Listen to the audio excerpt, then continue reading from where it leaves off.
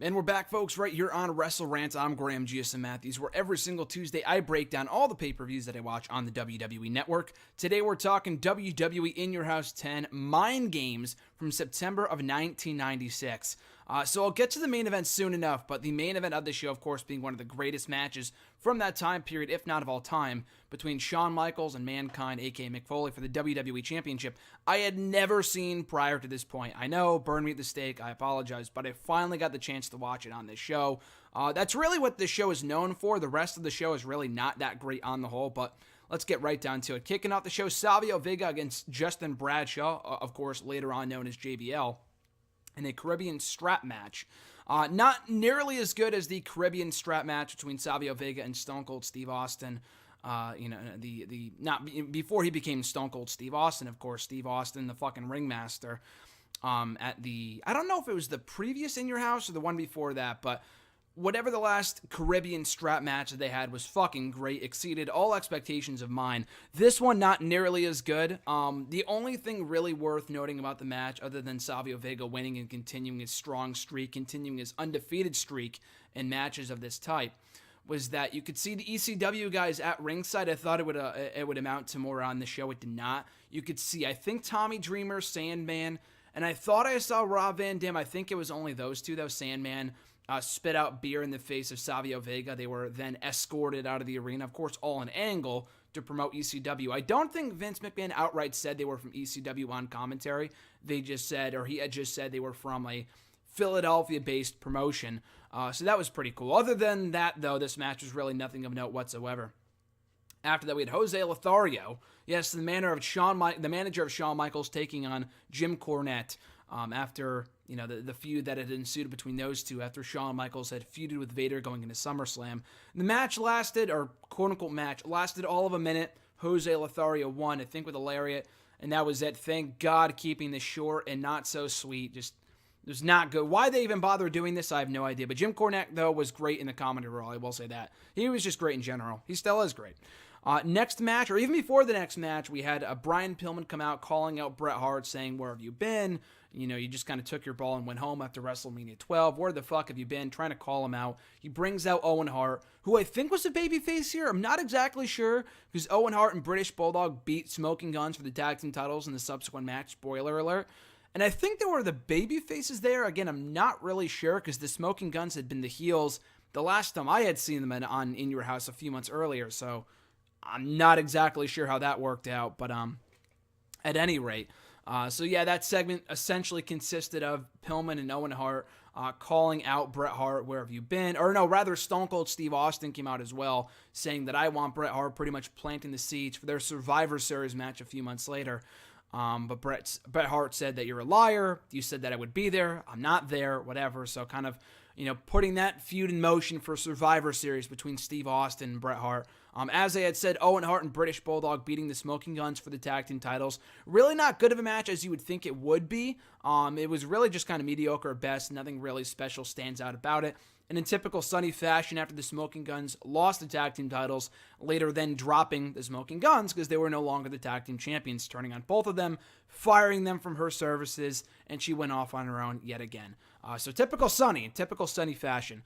The match itself was really nothing of note outside of the title change. We had Mark Henry, I believe, making his pay-per-view debut on this show. I think his in-ring debut for WWE in general, against Jerry Lawler, in a match that was 5 minutes long, 4 minutes longer than it probably needed to be. Mark Henry was, of course, still very, very green. Jerry Lawler tried his best to carry him to a competent match. I appreciate the effort, and they're trying to make a new star to Mark Henry, which was evident after the fucking, not the New Rockers, but Leif Cassidy, Al Snow, and Marty Jannetty came out. I think it was the New Rockers, as they were called, and it tried and attempted to come to the aid of Jerry Lawler, to no avail. They got fleed off by Mark Henry, and somebody else too, who we made quick work of. So they really tried to put over Mark Henry strong. Before that, we had the Roman Reigns project. There was Mark Henry in 1996, so they really tried to put over strong as a threat to the rest of the roster. But the match itself was whatever, though. The Undertaker against Goldust fucking again. Again, they did this match. After the previous two matches were really not that good. You had the casket match, I think 4 months ago in May. Then you had their previous match, which Goldust also won after interference from Mark Henry from Mankind, as I kind of ranted on my previous review of In Your House 9 International Incident. And then you had pretty much the blow-off match on this show. It was a standard match. They called it a final curtain match, kind of the end of the feud. Thank God Undertaker goes over. No Mankind, no nothing. That was really it. I mean, Undertaker was in the midst of that feud with Mankind, as we would later see in the main event, or after the main event thereafter. Technically, but as far as this match goes, pretty boring. I don't know if it was the best of the series between the two, but why they were paired together for as long as they were, I have no idea. They just did not have good chemistry whatsoever, and none of their matches were particularly good at all. I mean, I'm not really sure it solidified Goldust as a star, just considering he would always kind of be that mid-card level guy. But at least Taker won. They ended the feud with him victorious, so that's all that I can really say about it.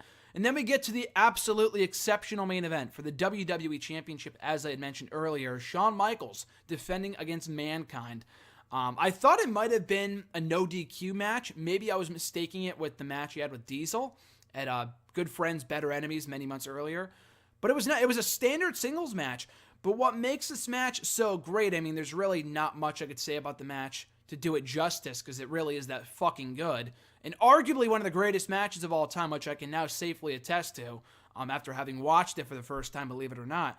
The psychology in this match was so fucking well done between these two guys. The chemistry they had was off the charts. So why they didn't have more matches after this is beyond me.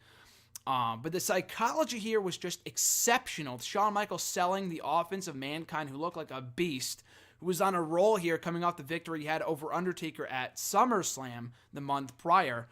It was pretty much almost the perfect match. And what I had never realized, interestingly enough, was that the match actually ended in disqualification. I never fucking knew that. I know someone had asked me on #AskGSM about a month or so ago, what's the greatest match to end in a DQ? And I couldn't tell you. I could not think of one. And I think you have your answer right here. I did not know this match ended in a DQ. I know it ended with Shawn Michaels retaining his title, but I thought it was via pinfall or something. But no, he won via DQ after Vader got involved to further that feud. You had Undertaker come down to take out Mankind. So you had all this other different kind of stuff going on.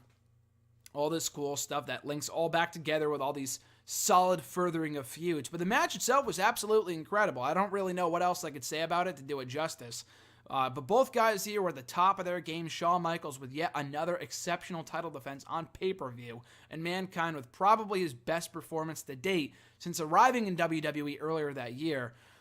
So really an amazing main event. I think it will go down, it kind of has gone down, as one of the greatest matches, not only from that time period, but in WWE history in terms of pure psychology. Again, you don't need a match with hardcore hardcore chair shots and tables breaking, which I think this match might have had a little of at ringside of the commentary tables, but it wasn't a no DQ match. And for everyone that says, not everybody, but for those that claim, Ric Flair, that Mick Foley is a stunt artist, he's a whatever, he only solely relies on hardcore tactics to get over, and that's all that he's really good for. I point to them this match. This was not really that hardcore whatsoever. It was a pure wrestling match, and it was phenomenal. I mean, considering Shawn Michaels was involved, no surprise, but really an eye-opening performance from Mick Foley, and kind of proving to people that, and even people to this day that don't realize that he is much more than a stunt artist, that he really is, or was truly capable of putting on 5-star mat classics with someone such as a Shawn Michaels. So again, 3 thumbs up. If I had an extra thumb, your thumb plus my 2 thumbs, 3 thumbs up for that main event. The rest of the show really was not all that good at all. The undercard sucked, which was kind of par for the course in 1996. But the main events kept on delivering. The main event of International Incident, SummerSlam, this show, Good Friends, Better Enemies. A lot of the matches, I mean, pretty much almost every King of the Ring, almost every main event title defense that Shawn Michaels had in 96 was absolutely incredible. They were all great, and they would continue that streak going into Survivor Series with Psycho Sid. So again, I'm looking forward to the rest of Shawn Michaels' WWE title reign, which I think is very underrated in the annals of WWE history, for as being as long as it was, lasting from WrestleMania to Survivor Series. And with as many great matches as Shawn Michaels had, and being as over as he was in 96, really, for all the backstage issues, for all the attitude issues he had at that point in time in that stage of his career, the matches he was having night in and night out on pay-per-view whether it be WrestleMania, SummerSlam, Survivor Series, In Your House, were all amazing. So I really don't think people give that reign as much credit as it deserves. But on the whole, though, as I was saying, In Your House 10 Mind Games might be obviously is best known for its main event, which you definitely need to go out of your way to watch. The show itself was not great. I really can't point to you a great match from this show other than the main event between Shawn Michaels and Mankind. The rest of the show really was just kind of whatever. Owen Hart and the Bulldog beating the Smoking Guns for the tag titles was okay, but the rest of the show really wasn't worth watching whatsoever. So check out the main event between Shawn Michaels and Mankind for the WWE title. And that's about it from In Your House 10 Mind Games.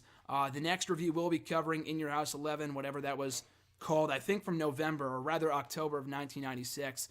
But that's it, guys. For all the other reviews, check out my reviews of In Your House 9, 8, 7, all the previous installments as seen on the WWE Network. So that being said, guys, as always, thank you for checking out the reviews. I appreciate it. Be well, and I'll catch you guys down the road.